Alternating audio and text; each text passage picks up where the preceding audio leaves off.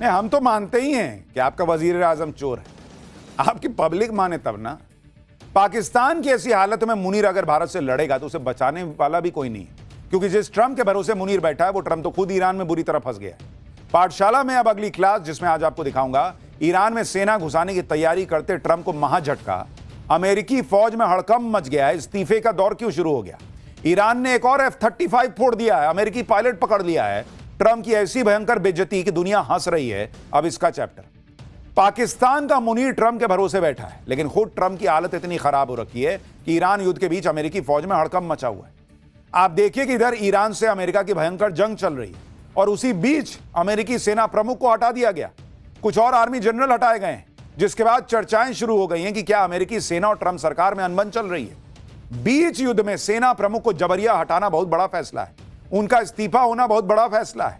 क्या सेना प्रमुख ट्रंप की बात नहीं मान रहे थे या कोई और बात है? आप देखिए अमेरिकी सेना में इस्तीफे शुरू हो गए हैं। सेना प्रमुख और रक्षा मंत्री में अनबन की खबर है, मन मुताबिक नतीजे नहीं देने का आरोप है। अमेरिकी अटॉर्नी जनरल को भी हटा दिया गया है। अब सवाल उठ रहा है कि ऐसा क्या हो गया कि बीच युद्ध में सेना प्रमुख को ही जबरिया हटा दिया। भाई ट्रंप तो कहते हैं कि हमने ऐसा फोड़ा ईरान को, ऐसा मारा ईरान को जो दुनिया ने नहीं देखा था। उनके रक्षा मंत्री कहते हैं कि ऐसी जीत दुनिया ने नहीं देखी। तो अपनी सेना के लोगों पर कार्रवाई क्यों कर रहे हो? कहीं ट्रंप अपने लिए बलि का बकरा तो नहीं खोज रहे? इधर ट्रंप और अमेरिकी सेना में अनबन की खबरें हैं, तो दूसरी तरफ ईरान युद्ध तबाही के नए फेज में चला गया। अमेरिका ने ईरान का पुल उड़ाया, तो अब ईरान ने खाड़ी देशों के पानी और गैस के प्लांट पर हमला कर दिया है। ईरान ने कहा है कि हम पर जैसा हमला होगा वैसा ही जवाब दिया जाएगा, टिट फॉर टैट। ईरान ने खाड़ी देशों के मशहूर पुलों की लिस्ट बनाई है। इन पुलों पर ईरान मिसाइल से हमला कर सकता है। यानी उधर से मारते ट्रंप हैं, उनकी सेना मारती है, और सेम वही चीज निकाल के ईरान जो है वो खाड़ी देशों में मार देता है, क्योंकि अमेरिका तक तो मारेगा नहीं, मार नहीं सकता।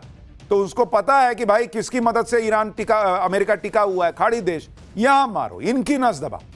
खाड़ी देश ट्रंप की तरफ देख रहे कि भाई क्या अगला मारने वाले हो, पहले बताओ भाई, तुम तो मार खा नहीं रहे, हम मार खाते हैं। खाड़ी देश उस आदमी की तरफ हो गए जो दो लोगों के बीच में फंसा हुआ है, लपाड़ जो है उनको पड़ रहा है। यानी जैसे को तैसा ईरान के हमलों से खाड़ी देशों का इंफ्रास्ट्रक्चर तबाह हो जाएगा, लेकिन ट्रंप को इससे क्या ही फर्क पड़ रहा। ईरान युद्ध में तो अब ट्रंप को और बेइज्जत होना है। आज ही एक बड़ी खबर आई कि ईरान ने एक और अमेरिकी F-35 गिराने का दावा कर दिया। साथ ही ईरान ने अमेरिकी F-15 जेट के पायलट को भी गिरफ्तार करने का दावा किया। और यह खबर इस वक्त पूरी दुनिया में चर्चा में। जिस वक्त डोनाल्ड ट्रंप ईरान में अमेरिकी सैनिकों को उतारने की तैयारी कर चुके हैं और नई नई धमकी देकर इस युद्ध को और भड़काने की बातें कर रहे हैं, उसी वक्त अमेरिकी सेना में कैसे खलबली मच गई है आज आपको देखना चाहिए। अचानक अमेरिकी सेना प्रमुख रैंडी जॉर्ज को जबरिया रिटायर करके उनसे इस्तीफा ले लिया गया, जबकि उनके कार्यकाल का भी 1 साल बचा हुआ था। रक्षा मंत्री पीट हेग्सेथ ने सेना प्रमुख को हटाने का आदेश दे दिया। US army chief Randy George का कार्यकाल 2027 में खत्म होने वाला था। आदेश के बाद सेना प्रमुख रैंडी जॉर्ज ने फौरन इस्तीफा दे दिया। उनकी जगह क्रिस्टोफर ला नेव को अमेरिकी सेना का प्रमुख बनाया गया है। उप सेना प्रमुख क्रिस्टोफर रक्षा मंत्री पीट हेग्सेथ के सहायक थे। सेना प्रमुख को हटाने के पीछे कोई वजह पेंटागन ने नहीं दी। आप सोचिए, एक डेकोरेटेड आर्मी जनरल जो सेना के प्रमुख भी थे, उनको अचानक हटा दिया गया अमेरिका में। इस तरह के फैसले तभी लिए जाते हैं जब युद्ध में आप मन मुताबिक नतीजे हासिल नहीं कर पा रहे हो। और मैंने आपको पाठशाला में कई बार कहा है कि दुनिया में ढिंडोरा पीट देने से कुछ नहीं होगा कि हम तो जीत गए, अरे मार दिया ईरान को, कुछ नहीं बचा। अमेरिका को पता है कि उसकी औकात ईरान ने उसको बता दी, उसकी हैसियत बता दी, और इसलिए ये वहां अमेरिका में हड़कंप मचा है कि इस्तीफे हो रहे हैं। अब सवाल यह है कि युद्ध के बीच अमेरिकी सेना में इतने बड़े बदलाव क्यों हो रहे हैं? क्या अमेरिकी सेना में सब कुछ ठीक नहीं है? कहा जा रहा है कि रक्षा मंत्री पीट हेग्सेथ और सेना प्रमुख के बीच संबंध ठीक नहीं थे। दोनों के बीच सेना में नियुक्तियों को लेकर विवाद चल रहा था। पीट हेग्सेथ अपने हिसाब से सेना की कमान चेंज करना चाहते थे। ये बातें अमेरिकी मीडिया में छप रही। साथ ही यह भी चर्चा हो रही कि ईरान में ग्राउंड ऑपरेशन को लेकर पीट हेग्सेथ और सेना प्रमुख में एक राय नहीं थी, इसी वजह से सेना प्रमुख को हटा दिया गया। यानी दो चीजें तो क्लियर हो गई, अमेरिका ग्राउंड फोर्स घुसाने की तैयारी कर रहा है, और दूसरा सेना प्रमुख भी नहीं चाहते कि भाई वहां पर सेना घुसे, इसलिए उनको हटाओ, दूसरे को लाओ, फिर घुसाओ। अमेरिका में सिर्फ सेना प्रमुख को ही नहीं हटाया गया, बल्कि कई और आर्मी जनरल्स को हटा दिया गया। और ट्रंप इतने पर ही नहीं रुकने वाले। चर्चा है कि अमेरिका में बड़े पैमाने पर अधिकारियों को हटाया जाएगा। नेशनल इंटेलिजेंस चीफ तुलसी गबार्ड भी हटाई जा सकती हैं, कहा जा रहा है।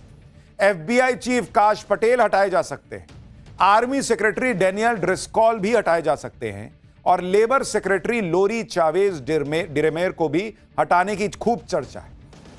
लेकिन इतने लोगों को हटाने से अच्छा है कि अगर डोनाल्ड ट्रंप खुद हट जाएं तो दुनिया का भला हो जाए। सच बता रहा हूं, डोनाल्ड ट्रंप आप खुद इस्तीफा दे दीजिए, देखिए दुनिया में सब ठीक होने लग जाएगा। लेकिन कहां तो ट्रंप ईरान में रिजीम चेंज करने चले थे भाई साहब, कहां अमेरिका में धड़ाधड़ इस्तीफे हो रहे हैं। लोग कह रहे हैं रिजीम चेंज तो अमेरिका में होने लगा है। ट्रंप जिस तरह से लोगों को फायर कर रहे हैं, हटा रहे हैं, क्या यह संकेत है कि चीजें अब ट्रंप के कंट्रोल से बाहर हो चुकी?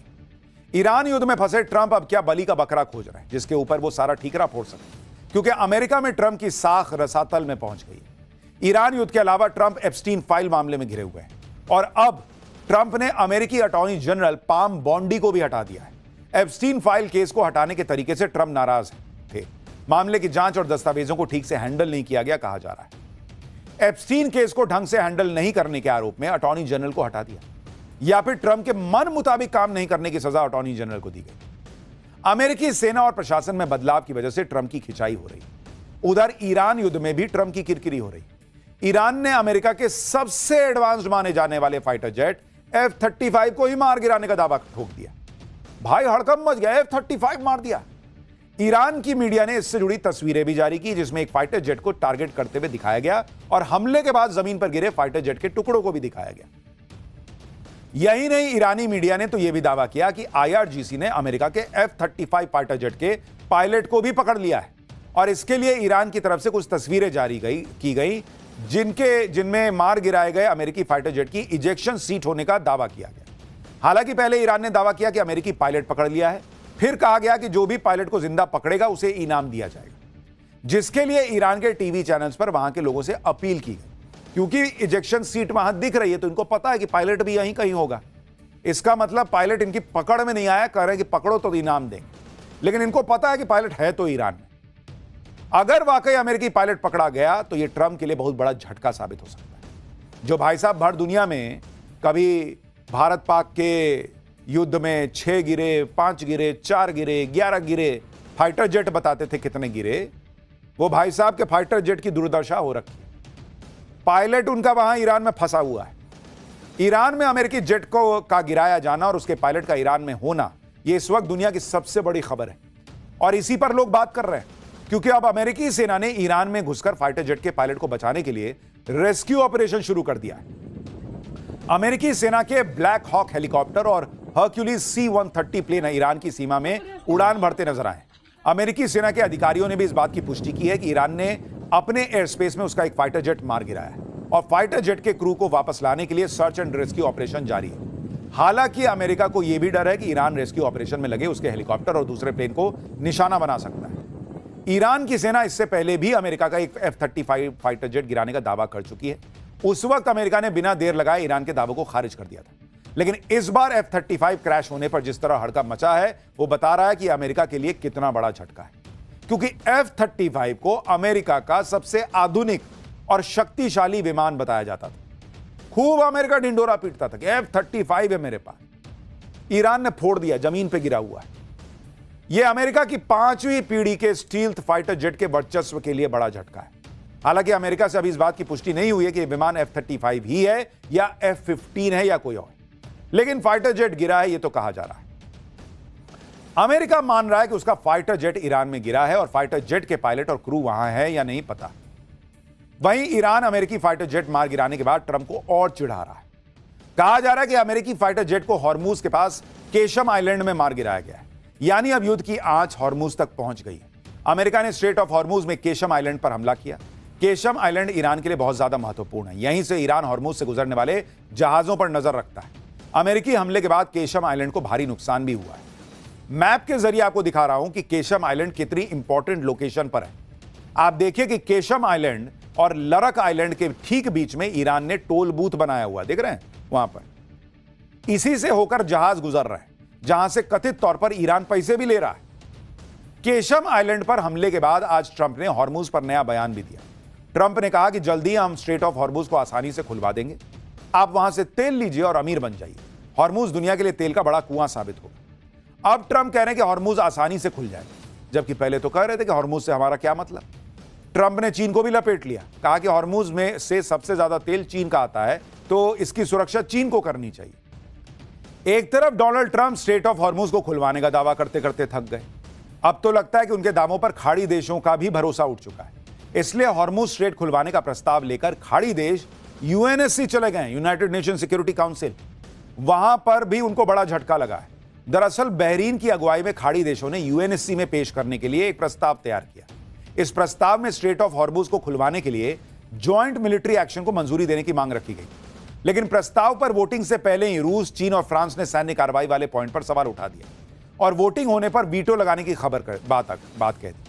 खबर है कि इसके बाद प्रस्ताव के फाइनल ड्राफ्ट से सैन्य कार्रवाई का जिक्र हटा दिया गया, जिस पर कल यूएनएससी में वोटिंग हो सकती है।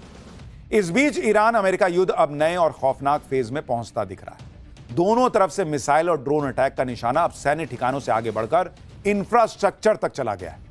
अमेरिका और इजराइल ने मिलकर ईरान के सबसे बड़े पुल पर अटैक किया। इस अटैक में ईरान के करज शहर में बना B1 ब्रिज 2 टुकड़ों में टूट गया। ईरान के इस पुल की पूरी तरह ध्वस्त होने के लिए अमेरिका और इजराइल की तरफ से 2 बार हमला किया गया। हमले के बाद हुए जबरदस्त धमाकों से वहां धुएं का गुबार उठता नजर आया। इस पुल को इसी साल शुरू किया गया था और इसे खाड़ी देशों का सबसे ऊंचा पुल माना जाता है। 136 मीटर ऊंचा यह पुल करीब 1 किलोमीटर लंबा है, जिसे ईरान के सबसे बेहतरीन मॉडर्न इंफ्रास्ट्रक्चर प्रोजेक्ट्स में से एक माना जाता है। इस पुल को बनाने में करीब 3800 करोड़ रुपए खर्च हुए थे। इसे ईरान की राजधानी तेहरान और करज के बीच भीड़ कम करने और देश के उत्तरी इलाकों से कनेक्टिविटी बेहतर बनाने के लिए बनाया गया था। अमेरिका के हमले के बाद ईरान का यह पुल कैसे बीच से टूट चुका है, आप तस्वीरें देखिए। ट्रंप ने अपने सोशल मीडिया अकाउंट पर ईरान का पुल गिराए जाने का वीडियो भी शेयर किया। इसके साथ ही ट्रंप ने ईरान को एक और भयंकर तबाही से बचने के लिए वार्निंग दे दी। ट्रंप ने लिखा कि ईरान का सबसे बड़ा पुल ढह गया है, अब इसका दोबारा इस्तेमाल नहीं हो पाएगा। अभी और भी बहुत कुछ होना बाकी है। अब वक्त आ गया है कि ईरान कोई डील कर ले, इससे पहले कि बहुत देर हो जाए और उस देश का कुछ भी ना बचे जो अभी भी एक महान देश बन सकता है। क्यों भाई, तुम तो कह रहे थे ईरान हमसे डील कर रहा है, मेरी बात चल रही है, मेरी डील हो रही है, अब कह रहे हैं कि डील कर लो नहीं तो कुछ नहीं बचेगा। एक और मैसेज में ट्रंप ने लिखा कि उनकी सेना, जो अब तक दुनिया की सबसे बड़ी और सबसे ताकतवर सेना है, उसने ईरान में जो कुछ बचा है उसे खत्म करना अभी शुरू नहीं किया है। अब पुल निशाना बनेंगे, फिर इलेक्ट्रिक पावर प्लांट बनेंगे, फिर ईरान की नई सरकार की लीडरशिप जानती है क्या करना और करना ही है, वो बहुत ही जल्द है करना होगा। ट्रंप युद्ध शुरू करने के बाद से हर दिन ईरान को एक धमकी दे देते हैं, लेकिन इस बार भी ट्रंप की धमकी का ईरान पर कोई असर होता नहीं दिख रहा। उल्टे अमेरिकी एयर स्ट्राइक में अपना सबसे बड़ा पुल गिराए जाने से ईरान और भड़क गया। ईरान ने ईंट का जवाब पत्थर से लेने का ऐलान कर दिया। ईरानी मीडिया के मुताबिक IRGC ने खाड़ी देशों के अहम और मशहूर पुलों की एक लिस्ट जारी कर दी, जिन्हें जल्दी ही निशाना बनाया जा सकता है। ईरान की हिट लिस्ट में कुवैत में शेख जाबेर अल अहमद अल सबा समुद्री पुल, सऊदी अरब को बहरीन से जोड़ने वाला किंग फहद काजवे पुल, संयुक्त अरब अमीरात में शेख जायद पुल और शेख खलीफा पुल, जॉर्डन में किंग हुसैन पुल, दामिया पुल और अब्दौन पुल के नाम शामिल हैं। यानी ईरान कह रहा है कि तुम मारो, मैं तुम्हारे दोस्त मार दूंगा, तुम मेरे पुल तोड़ो, मैं खाड़ी देशों के पुल तोड़ दूंगा, मैं मरूंगा लेकिन तुम्हारे खाड़ी देश के दोस्तों को मार के जाऊंगा। डोनाल्ड ट्रंप की सनक के चक्कर में खाड़ी देश बर्बाद हो रहा है, पूरी दुनिया में महंगाई का असर हो रहा है। यह आदमी की सनक ही खत्म नहीं होती बॉस, रोज उठ के नया नाटक, रोज उठ के नया नाटक। एक तरफ ईरान की सेना ने खाड़ी देशों के बड़े और अहम पुलों की हिटलिस्ट जारी की, वहीं ईरान के विदेश मंत्री अरागची ने भी दो टूक कह दिया कि ईरान किसी हाल में सरेंडर नहीं करेगा। उन्होंने पुल पर हुए हमले को अमेरिका के नैतिक पतन की शुरुआत बताते हुए ट्वीट किया कि अधूरे ब्रिज समेत दूसरे सिविलियन स्ट्रक्चर्स पर हमले ईरान को सरेंडर के लिए मजबूर नहीं कर पाएंगे। यह सिर्फ दुश्मन की हार उसके नैतिक पतन को दिखाता है। हर पुल और इमारत को और मजबूती से बना लिया जाएगा, जिसकी भरपाई कभी नहीं हो पाएगी। वो अमेरिकी साख को हुआ नुकसान है। यानी ईरान कह रहा कि हम तो पुल बना लेंगे, हम बिल्डिंग बना लेंगे, लेकिन तुम्हारी जो इज्जत की धज्जियां उड़ा दी अमेरिका की, वो कैसे रिपेयर करोगे? तुम्हारे जो इज्जत के तार तार कर दिए, उसको क्या सिलोगे बैठ के डोनाल्ड ट्रंप? अमेरिकी सुपर पावर स्टेटस को ईरान ने ऐसा डेंट दिया है बॉस, जिससे अमेरिका शायद ही कभी रिकवर कर पाए। ट्रंप बड़ी बड़ी बातें कर रहे हैं, ईरान ट्रंप की धमकी का जवाब मिसाइलों से दे रहा है। आप देखिए कि इजराइल के पेटा टिकवा शहर पर ईरान ने बैलिस्टिक मिसाइल से हमला कर दिया। ईरान की मिसाइल भयंकर तेजी से गिरी, जोरदार धमाका हुआ और सब कुछ हिल गया। ईरान ने इजराइल पर मिसाइल से हमला किया, जिसे रोकने के लिए इजराइल के 12 इंटरसेप्टर लॉन्च हुए, लेकिन इजरायली इंटरसेप्टर ईरान की मिसाइल नहीं रोक पाए और ईरान की मिसाइल जोरदार धमाके के साथ नीचे गिर गई। ईरान क्लस्टर मिसाइल से भी इजराइल पर हमला कर रहा है। इसमें टारगेट पर पहुंचने से पहले मिसाइल से दर्जनों एक्सप्लोसिव अलग अलग निकलते हैं और टारगेट को तबाह कर देते हैं। ईरान ने इजराइल के हाइफा शहर पर भी जोरदार हमला किया। ईरान की मिसाइलों के हमले से हाइफा सिटी में भयंकर तबाही मची है। गाड़ियों में आग लग गई है, जगह जगह धुएं का गुबार दिख रहा है। ईरान की सेना ने हाइफा को टारगेट करते हुए मिसाइल लॉन्च करने के वीडियो जारी किए। ईरान धड़ाधड़ हमले कर रहा है, मिसाइल ड्रोन दाग रहा है, जबकि ट्रंप के मुताबिक तो ईरान की मिलिट्री पावर खत्म हो चुकी थी, तो वो कहां से मार रहा है? ईरान की मिलिट्री पावर को लेकर ट्रंप ने मनमर्जी के दावे किए जो सच नहीं निकले। अब अमेरिकी मीडिया हाउस इसकी सच्चाई बता रहे हैं। CNN की रिपोर्ट के मुताबिक अमेरिकी एजेंसीज का मानना है कि अभी भी ईरान के आधे मिसाइल लॉन्चर सुरक्षित हैं। ईरान के पास हजारों ड्रोन हैं, जिनमें से 50% अभी भी इस्तेमाल के लिए तैयार हैं, जबकि पीट हेग्सेथ ने कहा था कि ईरान के मिसाइल और ड्रोन लगभग 90% कम हो गए। यानी ट्रंप और अमेरिका के रक्षा मंत्री अपनी पब्लिक को जीत का चूरन चटा रहे हैं। कुछ हुआ नहीं बॉस, ये कुछ नहीं जीते हैं। ये लोग बड़ा चढ़ा के डींगे मार रहे हैं, जिससे पब्लिक में ये इमेज बनी रहे कि अमेरिका कुछ कर रहा है और ईरान की सारी क्षमता को खत्म कर दिया है। लेकिन ट्रंप की दिक्कत यह है कि हर दिन युद्ध में उनके दावे ध्वस्त हो जाते हैं, क्योंकि पूरी दुनिया देख रही है कि ईरान कैसे मिसाइलें मार रहा है। ईरान ने खाड़ी देशों में अमेरिकी ठिकानों पर जोरदार हमला किया। बहरीन, यूएई, कुवैत और सऊदी अरब में अमेरिकी बेस पर ईरान ने निशाना साधा। हालांकि अमेरिका और इजराइल ने भी ईरान में जमकर तबाही मचाई। तेहरान में इतना जोरदार धमाका हुआ कि कई इमारतें ध्वस्त हो गईं। ऐसा लग रहा है जैसे प्रलय आ गई है। ईरान पर हमले के लिए अमेरिका अपने वॉरशिप USS बल्कली का भी इस्तेमाल कर रहा है। अमेरिकी वॉरशिप से एक के बाद एक मिसाइलें ईरान पर कैसे दागी जा रही हैं, देखिए जरा। यानी इजराइल भी ईरान को फोड़ रहा है, अमेरिका भी ईरान को मार रहा है। लेकिन वो जो कर रहे हैं मिलकर कर रहे हैं, और वो तो एक्सपेक्टेड था कि आप करोगे। ईरान जो कर रहा है वो अनएक्सपेक्टेड है, और इसीलिए डोनाल्ड ट्रंप और अमेरिका हिल गए। और भगवान के लिए डोनाल्ड ट्रंप को कुछ सद्बुद्धि आए, और अगर वो इस युद्ध को रोक दें, कुछ बातचीत कर लें, स्ट्रेट ऑफ हॉर्मुज खुल जाए, तो शायद दुनिया का कुछ भला हो जाए। खैर, उधर ईरान और अमेरिका भिड़े पड़े। यहां देश की पॉलिटिक्स में कौन भिड़ा पता है आपको? राघव चड्ढा और केजरीवाल की टीम भिड़ गई है। राघव चड्ढा वर्सेस केजरीवाल, क्यों मचा बवाल? राघव चड्ढा कौन सा तूफान लाने वाले? स्वाति मालीवाल पर चुप्पी, राघव चड्ढा पर एक्शन। केजरीवाल के सामने क्या मुसीबत आ गई? टीम केजरीवाल ने राघव चड्ढा को लेकर क्या खुलासा कर दिया? अब इसका चैप्टर। इस वक्त राजनीति में केजरीवाल और राघव चड्ढा के बीच बवाल की बहुत चर्चा हो रही। राघव चड्ढा केजरीवाल की टीम का प्रमुख चेहरा रहे, लेकिन सीन ऐसा पलट गया कि अब राघव चड्ढा पर केजरीवाल की टीम धड़ाधड़ अटैक कर रही है। ऐसा बवाल मचा कि राघव चड्ढा को केजरीवाल ने किनारे लगा दिया। आम आदमी पार्टी ने कल राघव चड्ढा को राज्यसभा में डिप्टी लीडर के पद से हटा दिया। संसद में उनको बोलने के लिए समय नहीं देने के लिए कह दिया कि इसको मत बोलने देना। आज जब राघव चड्ढा बोले तो आम आदमी पार्टी में तूफान आ गया। केजरीवाल एंड टीम एक साथ राघव चड्ढा पर टूट पड़ी। जिस बात को कल तक छिपाया जा रहा था, आज एक सुर में राघव चड्ढा पर आरोप लगाए, लेकिन अभी भी यह साफ नहीं हो पाया कि राघव चड्ढा पर एक्शन आखिर हुआ क्यों। सवाल उठ रहे हैं कि क्या अरविंद केजरीवाल से बनी दूरी राघव चड्ढा को भारी पड़ गई? क्या संसद में आम जनता के मुद्दे उठाना राघव चड्ढा को भारी पड़ गया? क्या राघव चड्ढा को उनकी बढ़ती लोकप्रियता भारी पड़ गई? राघव चड्ढा आम आदमी पार्टी में दूसरे स्वाति मालीवाल साबित हो रहे हैं, जिन्हें पार्टी से तो नहीं निकाला गया है, लेकिन साइडलाइन जरूर कर दिया गया। आम आदमी पार्टी के नेता आरोप लगा रहे हैं कि राघव चड्ढा पार्टी लाइन से अलग चल रहे हैं।